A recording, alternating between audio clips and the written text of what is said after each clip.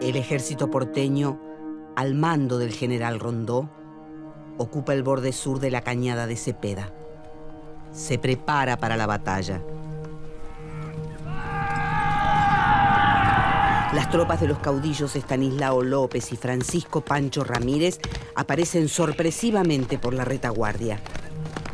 Dos facciones políticas se disputan la organización de un vasto territorio, al que aún se conoce como Provincias Unidas del Río de la Plata. Unitarios y federales marcarán a fuego el nacimiento de la República Argentina.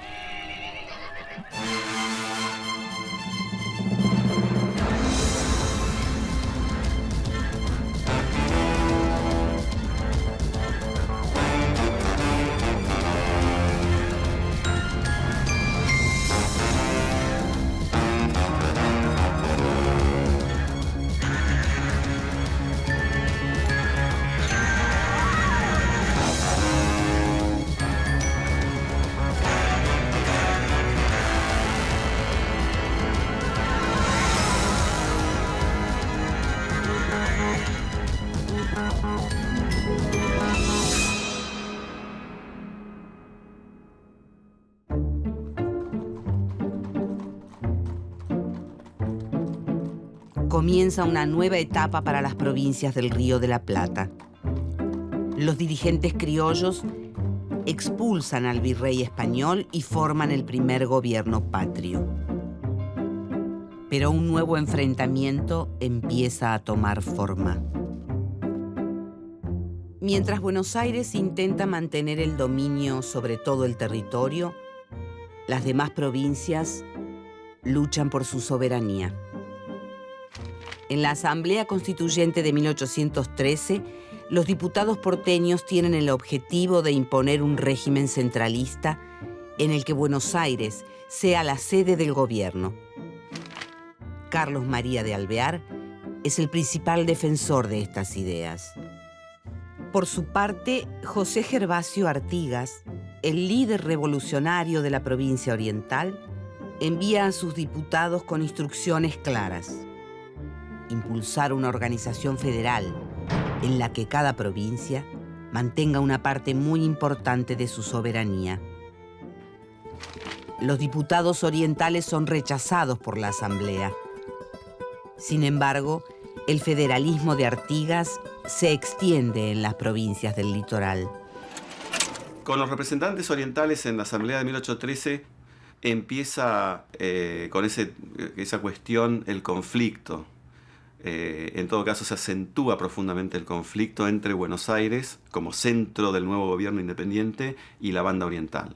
Es interesante recordar esto. Los partidarios del directorio, cuando se refieren a los seguidores de Artigas, no los llaman federales, casi nunca los llaman federales, los llaman anarquistas. De la mano de Artigas, el federalismo cobra fuerza.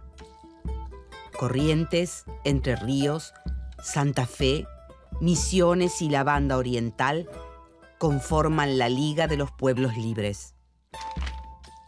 En 1815, en un congreso reunido en Concepción del Uruguay, las provincias federales declaran la independencia de España. Por su parte, las Provincias Unidas, que responden al poder central, declaran su independencia el 9 de julio de 1816, en un congreso reunido en Tucumán. Ambas tendencias políticas parecen irreconciliables. La tensión aumenta en 1819, cuando las Provincias Unidas sancionan una constitución marcadamente centralista. José María Rondó, el director supremo, intenta imponerla por la fuerza en todas las provincias. El litoral se levanta en armas. El 1 de febrero de 1820, Rondó despliega el ejército porteño en el borde sur de la cañada de Cepeda, provincia de Santa Fe. Las tropas de los caudillos Estanislao López y Francisco Pancho Ramírez los sorprenden por la retaguardia. El combate dura apenas 10 minutos.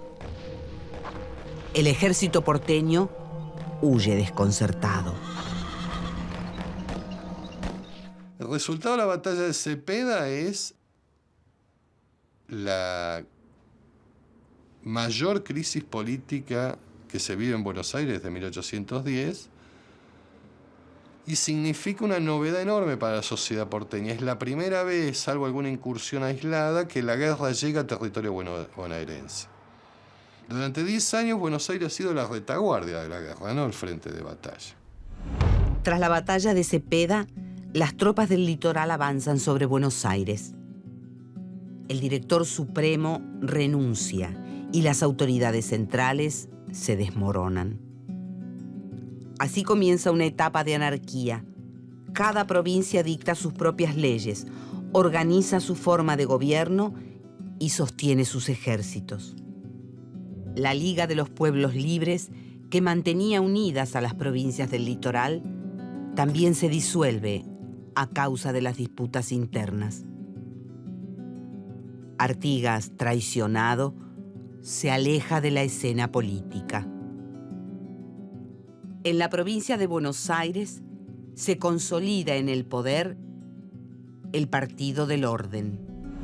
Allí confluyen federales como Anchorena, centralistas como Rivadavia y Martín Rodríguez, y representantes de la burguesía porteña como Juan Manuel de Rosas. El Partido del Orden consigue iniciar un periodo de paz que permite aprovechar los beneficios de la actividad de los saladeros y la riqueza generada por la aduana porteña. La economía de Buenos Aires crece y la política se mantiene estable. Mientras tanto, las provincias se empobrecen. La década de 1810, 1820, patria y nación son conceptos opuestos, no sinónimos. Son antónimos, no sinónimos. La patria, en ese momento, y lo muestran todos los documentos de la época, los padrones, que eran los listados, el equivalente a nuestro censo, nada más que por nombre y apellido, lo dicen muy claro. Una de las columnas es patria. Y la gente que contesta: Catamarca, La Rioja, Buenos Aires, Montevideo. Ahora, al mismo tiempo, siempre fue uno de los objetivos de ese gobierno de Buenos Aires y de muchas de las otras provincias llegar a una nueva instancia para discutir la reunificación de las provincias, ¿no? La reunificación de la muy incipiente nación. Ese era un objetivo central. Durante los años de anarquía, la organización del país continúa siendo una preocupación. En 1824, Buenos Aires convoca un congreso al que acuden representantes de todas las provincias. Allí toman forma y nombre propio los partidos Unitario y Federal. El Partido Unitario está compuesto principalmente por miembros de la élite porteña. Siguiendo a los antiguos centralistas, sostienen que Buenos Aires debe convertirse en la cabeza de una nación, en donde las provincias no sean más que unidades administrativas. Su líder es Bernardino Rivadavia. El Partido Federal defiende la autonomía de la tierra en que se nació. Encuentra su apoyo entre los más pobres y los habitantes del campo. Su líder porteño es Manuel Dorrego. Unitarios y federales no constituyen partidos políticos tal como hoy los conocemos, pero se parecen a ellos en muchos aspectos. Cada facción genera una identidad. Los dirigentes buscan hacer prevalecer sus ideas en nombre del pueblo. Sus seguidores están dispuestos a dar la vida por la causa. Los federales han sido catalogados como gente más afín a tendencias populistas, si se quiere, mucho más arraigados en la tradición hispánica, mucho más cercanos a la iglesia. Una de las imágenes que los unitarios promueven es la de asemejar, digamos, a la capital con un sol benefactor que irradia luz al resto de las provincias. Cada grupo denomina al otro facción, negándole derecho a la legitimidad. Hacia fines de 1825, estalla la guerra con el Imperio de Brasil. El Congreso, con mayoría porteña, aprovecha esta amenaza para elegir a Bernardino Rivadavia como presidente y aprobar una constitución unitaria. Los caudillos federales se inquietan. Preparan sus huestes para acabar con el presidente y con el Congreso. Rivadavia necesita de su ejército. Impulsa un tratado de paz humillante con el Imperio de Brasil. Cuando la noticia se conoce en Buenos Aires, la opinión pública se indigna. Se desatan disturbios y tumultos. El 27 de junio de 1827, Rivadavia se ve obligado a renunciar a la presidencia. A partir de ese momento, los unitarios no van a ejercer el gobierno en Buenos Aires nunca más como partido unitario, como fuerza política unitaria. Si lo hacen en algún momento, algunos de ellos lo hacen aliados con otros y subordinados a la dirección de otros. Tras la renuncia de Rivadavia, se suceden meses turbulentos. El Congreso se disuelve y desaparece el Poder Ejecutivo Nacional. El fantasma de la anarquía vuelve a sobrevolar el territorio. La Junta de Representantes de Buenos Aires elige como gobernador a Manuel Dorrego, el líder del Partido Federal. Es conocido como el defensor de los pobres. Los unitarios lo detestan. Dorrego mantiene una buena relación con las demás provincias y pone fin a la guerra con Brasil en mejores términos que Rivadavia. Pero sus días están contados. El general unitario Juan Lavalle regresa con su ejército a Buenos Aires. Se autoproclama gobernador y persigue a Dorrego. El caudillo se refugia en la campaña, pero uno de sus subordinados lo traiciona y lo entrega a sus perseguidores. El 13 de diciembre de 1828, en Navarro, Lavalle cumple con el mandato de los unitarios. Ordena el fusilamiento de Manuel Dorrego. Nunca se había tomado una decisión de tal magnitud con, digamos, alguien que hubiera apoyado a la revolución y que en el momento en que es fusilado, digamos, es nada menos que gobernador de la provincia de Buenos Aires, elegido legítimamente por la Sala de Representantes. Y ahí se produce un acontecimiento, en mi opinión, clave. La primera guerra civil en territorio bonaerense. No entre bonaerenses y otras provincias, sino entre bonaerenses. El fusilamiento de Dorrego aviva la furia de sus seguidores. El campo se rebela contra Lavalle. Los federales saquean pueblos y matan a todo aquel que consideran unitario. Juan Manuel de Rosas se suma al levantamiento y se convierte en el líder federal. Ayudado por las tropas del santafesino López, derrota al general unitario. Rosas y Lavalle se reúnen y acuerdan un gobierno conjunto entre las dos facciones, pero los demás unitarios rechazan esta salida pacífica. La inestabilidad política y económica es extrema. El 6 de diciembre de 1829, la Junta de Representantes de Buenos Aires elige como gobernador a Rosas y le otorga facultades extraordinarias para restaurar el orden en la provincia. Se necesita un gobernante fuerte, se necesita un gobernante, por lo tanto, que tenga la mayor cantidad de atribuciones y facultades para establecer las medidas adecuadas. Mientras Rosas se consolida en Buenos Aires, un unitario se hace fuerte en el interior, el general José María Paz. Se dirige a Córdoba, donde derrota al federal Bustos y se hace nombrar gobernador. Luego enfrenta al caudillo con más poder en el interior del país, Facundo Quiroga. Lo vence en 2 ocasiones, en las batallas de La Tablada y Oncativo. Los unitarios consiguen remover los gobiernos federales de muchas provincias y así conforman la Liga del Interior. Buenos Aires y las provincias del litoral se ven amenazadas. En 1831 firman el Pacto Federal y establecen una confederación. El territorio está dividido en dos.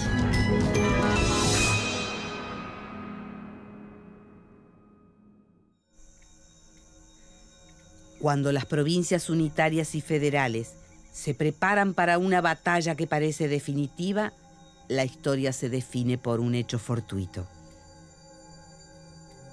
Mientras el general Paz reconoce el terreno para la contienda, su caballo es derribado por tropas federales. Paz cae prisionero. Pasará los próximos 8 años en la cárcel. Y como consecuencia, digamos, de la prisión de Paz van cayendo sus lugartenientes en cada una de las provincias. El territorio se tiñe de rojo federal. Se establece una confederación en la que cada provincia es un estado autónomo y todas delegan el manejo de las relaciones exteriores en el gobernador de Buenos Aires. Pero los 3 grandes líderes del federalismo no logran ponerse de acuerdo. Estanislao López y Facundo Quiroga están enemistados, pero concuerdan en la necesidad de la organización nacional. Rosas utiliza diferentes excusas para postergarla. El gobernador porteño representa los intereses de los sectores propietarios de Buenos Aires. Ahora, eso lo hace federal, porque está expresando los intereses provinciales de Buenos Aires y de su grupo dominante. Y la expresión política más clara para defender esos intereses es el federalismo. Por los mismos motivos que los grupos dominantes de otras provincias se hacen federales para defender los suyos. El 16 de febrero de 1835, Facundo Quiroga atraviesa la provincia de Córdoba. Su galera es interceptada en Barranca Yaco por una partida de hombres armados. Quiroga lanza un grito. Pregunta quién ha enviado la partida. Por toda respuesta, recibe un disparo en el ojo y muere. El asesinato es atribuido al clan que gobierna Córdoba, los hermanos Reina Fe. La conmoción es grande. En Buenos Aires temen por el regreso de la guerra civil. Una vez más, Juan Manuel de Rosas parece el único hombre capaz de mantener el orden. La legislatura porteña lo elige nuevamente gobernador y le otorga la suma del poder público. Rosas tiene el control absoluto de los poderes legislativo, ejecutivo y judicial. Durante su gobierno, consigue imponerse sobre sus enemigos y consolida el federalismo en todo el país. Pero al mismo tiempo, Rosas refuerza la hegemonía porteña sobre las provincias del interior. En nombre de la paz y el orden, el federalismo rosista persigue a cualquiera que esboce pensamientos opositores. La peor acusación es ser llamado unitario. A ellos se los considera locos, impíos, traidores e inmundos. Incluso se hace obligatorio el uso de una cinta roja, símbolo del federalismo, la divisa punzó. La idea de que los unitarios son porteños y que los federales son provincianos, que está en el sentido común popular, es muy difícil de hacerlo compatible con el gobierno de Rosas, que gobierna en Buenos Aires casi sin interrupción entre 1829 y 1852. Es decir, mucho más tiempo que los unitarios. Y que es un gobierno federal cuya principal consigna política es «Viva la Santa Federación, mueran los salvajes e impíos unitarios». Los opositores a Rosas se ven obligados a exiliarse a Chile, Montevideo o Bolivia. Desde allí, conspiran contra el régimen federal. Uno de los más destacados es el sanjuanino Domingo Faustino Sarmiento, un sobresaliente educador y periodista. En su libro Facundo, sostiene que la Revolución de Mayo ha dejado dos herederos. Por un lado, la civilización, representada por los unitarios, y por otro, la barbarie, encarnada por la población rural y los caudillos federales. Para Sarmiento, Rosas es un tirano que fusiona ambas tendencias, el campo y la ciudad, y la misión de los unitarios es derrotarlo. Sin embargo, hacia 1851, el poder de Rosas parece total. Será un federal quien levante la voz contra el régimen del caudillo porteño. El gobernador de Entre Ríos y héroe de la Confederación, Justo José de Urquiza, exige la tan postergada organización nacional. Pero Rosas no admite insubordinaciones ni reclamos y prepara su ejército para enfrentar al entrerriano. ¿Qué expresa esto? El conflicto entre las dos economías más importantes de 1852. La de Buenos Aires, que es de lejos la más importante, y la que viene en ascenso, Entre Ríos. Urquiza se ha dado cuenta, no él, esto ya viene desde antes, que no alcanza con la autonomía provincial, como reivindicaban al principio los federales. Que esa autonomía es incompleta y no puede ejercerse si no hay una organización estatal común que federalice la política, que federalice las instituciones y sobre todo federalice los recursos de la aduana de Buenos Aires. El 3 de febrero de 1852, el destino del país se define en una nueva batalla. Las fuerzas de Entre Ríos, Corrientes, Brasil y Uruguay, comandadas por Urquiza, enfrentan al ejército de la Confederación en la batalla de Caseros.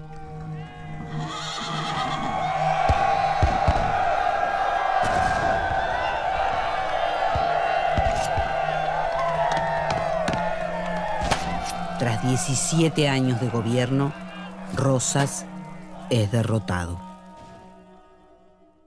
El caudillo de Buenos Aires se exilia en Inglaterra, donde vivirá el resto de sus días. Urquiza es nombrado director provisorio de la Confederación y las provincias se reúnen en un congreso constituyente en Santa Fe. Pero los unitarios porteños regresan del exilio y no están dispuestos a someterse a la dirección de un federal. El 11 de septiembre de 1852, Buenos Aires se separa del resto de la Confederación. Ese mismo año, tras 4 décadas de luchas, se sanciona una constitución que es aceptada por todas las provincias, a excepción de la rebelde Buenos Aires. Se establece la forma de gobierno representativa, republicana y federal, pero al mismo tiempo se dota de gran poder al gobierno central. No es el federalismo de Artigas o Dorrego. La nación tiene supremacía sobre las provincias. Es lo que el inspirador de la Constitución que dictó Urquiza, Juan Bautista Alberdi, llama un sistema mixto. ¿En qué se ve muy claro eso? En la composición del poder legislativo. ¿Cómo piensa Alberdi y piensa Urquiza el poder legislativo? Una Cámara de Diputados que expresa a la nación y donde se eligen cantidad de diputados en proporción a la población. Y una Cámara de Senadores que expresa a las provincias y donde se eligen senadores en igualdad de condiciones por provincia, cualquiera sea la cantidad de habitantes. Es un sistema federal mixto. Durante el gobierno de Urquiza, la relación entre Buenos Aires y las provincias atraviesa uno de los momentos más delicados. El 23 de octubre de 1859, el Ejército Nacional, al mando del presidente, vence al ejército porteño, comandado por el antiguo unitario Bartolomé Mitre. La provincia rebelde es obligada a incorporarse al país. 2 años más tarde, Buenos Aires y el interior se vuelven a enfrentar en la batalla de Pavón. Esta vez, los porteños consiguen la victoria. Imponen sus condiciones al resto de la Confederación y Bartolomé Mitre se consagra como el nuevo presidente de la República. Durante su gobierno se inicia la construcción efectiva del Estado Nacional, con supremacía de Buenos Aires. El poder central derriba a los caudillos federales y establece gobernadores afines. El riojano Vicente Chacho Peñalosa y el santiagueño Felipe Varela organizan a sus gauchos para resistir, pero sus hombres caen ante las balas del modernizado Ejército Nacional. En 1876, el entrerriano Ricardo López Jordán dirige una sublevación que es derrotada por el presidente Sarmiento. Es la última revolución federal contra el poder de Buenos Aires. Pero también hay que reconocer que en algo triunfó claramente el federalismo. Hay provincias enteras que dependen, casi sus estados, para existir, de la financiación federal. Y eso es resultado de haber federalizado las rentas y el sistema impositivo. Y por lo tanto hacerlo, como hoy se llama, coparticipable. De alguna manera, el Estado federal es una fusión de partidos, ¿no? Tiene elementos unitarios y elementos federales. El enfrentamiento entre unitarios y federales marcó a fuego el nacimiento del país. Aunque los federales lograron plasmar sus ideales en la Constitución de 1853, finalmente prevalecieron los intereses unitarios. Las provincias que defendieron con sangre su autonomía terminan sujetas a los intereses porteños. Mientras los presidentes Mitre y Sarmiento consolidan el Estado Nacional, unitarios y federales se vuelven poco a poco parte del pasado. Pero su legado sigue vigente hasta nuestros días.